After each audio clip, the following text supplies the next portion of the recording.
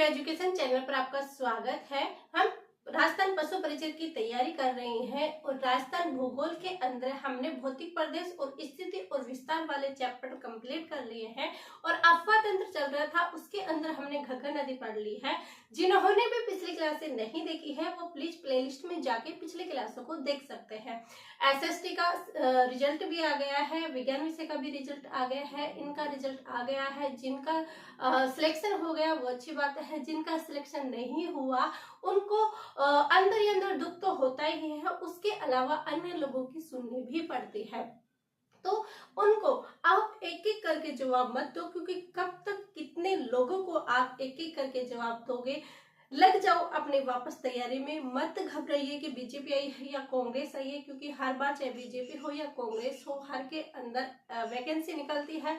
Vacancy तो चाहे सरकार कोई से भी बने, लेकिन सरकार बनने का मतलब ये थोड़ी ना है कि वैकेंसी नहीं आएगी, वैकेंसी आएगी। लेकिन पूरे धैर्य के साथ हमारी जिम्मेदारी बनती है कि हम अच्छे से तैयारी करें और जब तक एग्जाम का नोटिफिकेशन आ जाए या उसके एग्जाम की डेट आ जाए उससे पहले हम हमारा सिलेबस पूरी तरह से कंप्लीट रखें।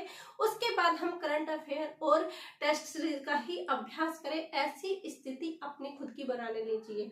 जिस भी एग्जाम की तैयारी कर रहे हो उसका पूरा सिलेबस आपको एनालाइज होना चाहिए और उसकी पूरी चीजें तैयार आपके पहले से ही होनी चाहिए।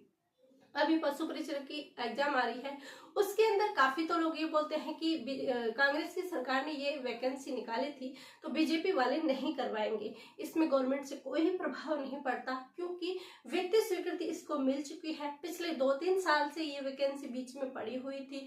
पदों की इनको इन पर कर्मचारियों की इनको आवश्यकता है, तो ऐसे में ये वैकेंसी तो होनी है। दूसरी बात, स्वयं जो ये राजस्थान अध्यक्ष बोर्ड थे इनके आलोक राज जी, उन्होंने खुद ने ये नोटिफिकेशन कर दिया था, खुद ने बता दिया था कि जो ये 5 भर्तियां आचार संहिता के कारण निलंबित हो रखी थी, इनको नहीं भरवाया गया था, उनको अब करवा देंगे। तो जो लोग ये सोच रहे थे इस विवाद के अंदर फंसे हुए, एक तो वो वैसे ही पीछे हो गए।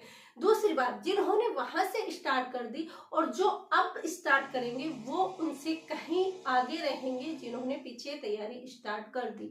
सिलेबस ये तो है नहीं कि छोटा सा है हम कभी भी पढ़ लेंगे, सिलेबस बहुत बड़ा है, इसलिए पूरे सिलेबस को अच्छे से पढ़िए। 10th लेवल की वैकेंसी है और इसके साथ अदर 4-5 वैकेंसी, इसके बाद वैकेंसी नहीं है। कंपटीशन हाई लेवल का रहने वाला है, वैसे भी दिन प्रतिदिन कंपटीशन बढ़ता ही जाता है, तो इसलिए फालतू में विवाद में मत पढ़िए क्या होगा क्या नहीं होगा ये आपका काम नहीं है, ये गवर्नमेंट वाले गवर्नमेंट जाने।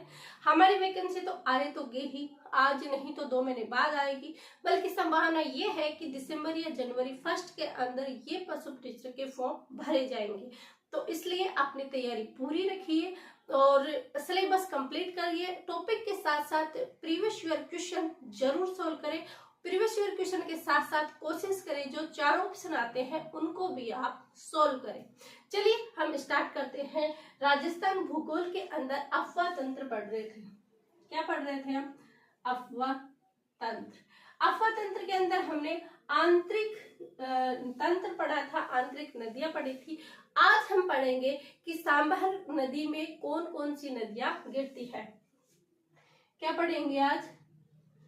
सांभर में गिरने वाली नदियां, कि सांभर में कौन कौन सी नदियां गिरती है।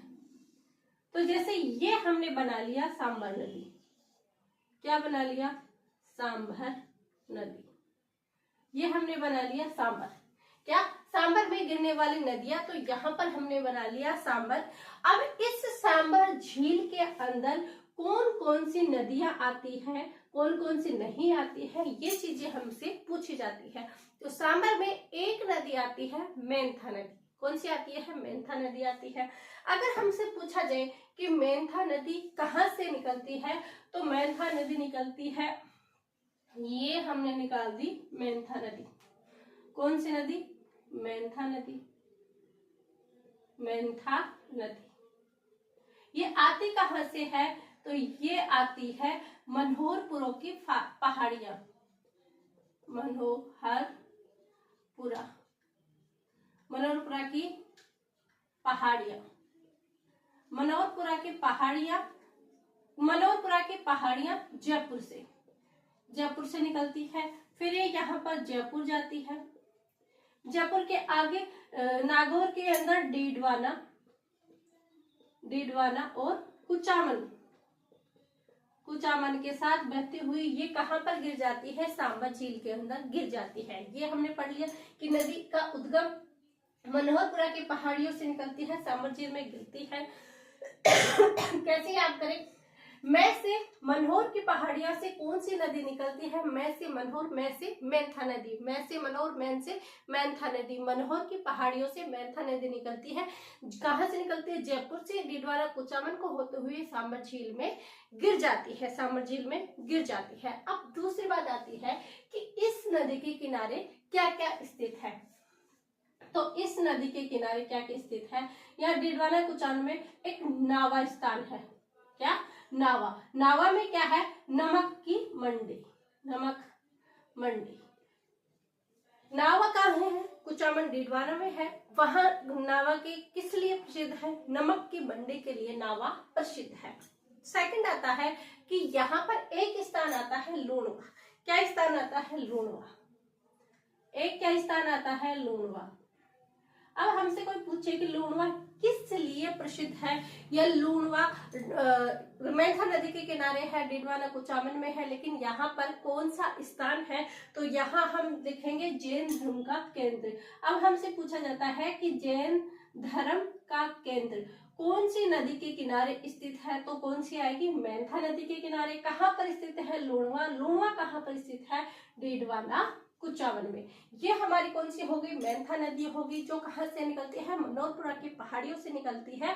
जयपुर डीडवाना कुचामन के होते हुए कहाँ पर गिर जाती है? सांबर झील में गिर जाती है। आई होप मैंने इतनी बार बोला शायद आपको याद हो गई होगी। एक हमारी नदी यहाँ से आती है, और वो कौन सी नदी है? खारी नदी। कौन सी नदी है? खारी नदी। और नदी आती है, एक तो कौन सी होगी? मेंथा नदी हो गई। एक कौन सी होगी? खारी नदी हो गई। एक आती है खंडेला नदी,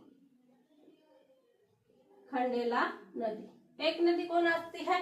खंडेला नदी आती है। ये कहाँ से आती है? इस चीज पे हमें नहीं जाना, क्योंकि एग्जाम में नहीं आता है। एग्जाम में आता है कि सांबर झील में कौन कौन सी नदियां गिरती है। तो क्या आएगा? मेंथा नदी, खारी नदी, और कौन सी नदी आएगी? खंडेला नदी। एक नदी और आती है, वो कौन सी आती है? वो आती है रूपनगढ़ नदी। कौन सी आती है?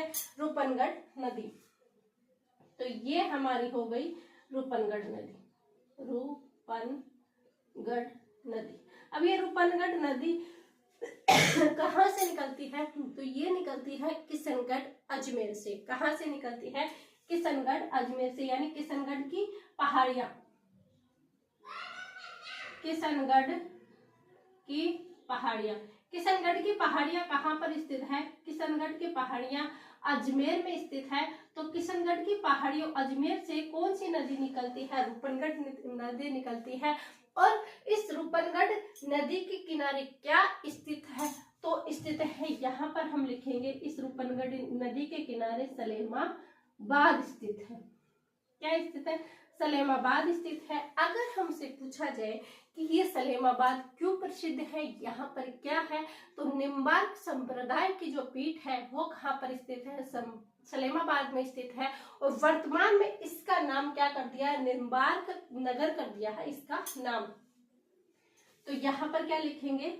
निम्बार्क संप्रदाय, निम्बार्क संप्रदाय की प्रधान पीठ, निम्बार्क संप्रदाय के प्रधान पीठ कहाँ पर स्थित है? तो निम्बार्क संप्रदाय की प्रधान पीठ कहाँ पर स्थित है? सलेमाबाद में स्थित है। और वर्तमान में इसको क्या नाम दे दिया गया है? तो वर्तमान में इसे क्या नाम दे दिया है? निम्बार्क नगर। क्या दे दिया है? निम्बार्क नगर। ये हमने कौन सी पढ़ ली? सांबर झील पढ़ ली। सांबर झील में कौन कौन सी नदियां निकलती है? कौन कौन सी निकलती है? खारी नदी निकलती है, खंडेला निकलती है, रूपनगढ़ निकलती है, और कौन सी निकलती है, मेंथा नदी निकलती है। मैं से मेंथा, मैं से मनोहरपुर की पहाड़ी, जयपुर से डीडवाना कुचामन होते हुए सामर झील में गिरती है। खारी नदी, खंडेला नदी, फिर तीसरी आती है किशनगढ़, अजमेर से निकलती हुई नदी कौन सी है, रूपनगढ़ नदी है, जो कहाँ पर गिरती है, सामर झील के अंदर गिरती है। ये हमने देख लिया कि सांबर में गिरने वाली प्रमुख नदी। दूसरी है बात है कि सांबर में जो सर्वाधिक लवणता लाती है वो कौन सी नदी आती है। तो सांबर में सर्वाधिक लवणता कौन सी नदी लेके आती है, मेंथा नदी लेके आती है। मेंथा नदी यहाँ पर लिखेंगे, यहाँ पर लिखेंगे सांबर में सर्वाधिक, सांबर में सर्वाधिक लवणता, सर्वाधिक लवणता लाने वाली नदी। सर्वाधिक लवणता लाने वाली नदी कौन सी है, मेंथा नदी है। कौन सी नदी है, मेंथा नदी है, जो कि सांबर में सर्वाधिक क्या लाती है, लवणता लाती है।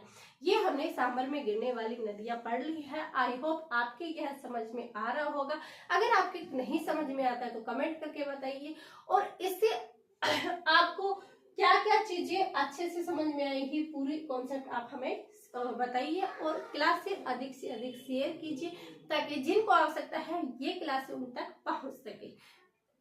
आई होप यह आपको अच्छा लगा। चैनल को अधिक से अधिक शेयर कीजिए, लाइक कीजिए एंड सब्सक्राइब कीजिए। आप सभी का धन्यवाद। Thank you.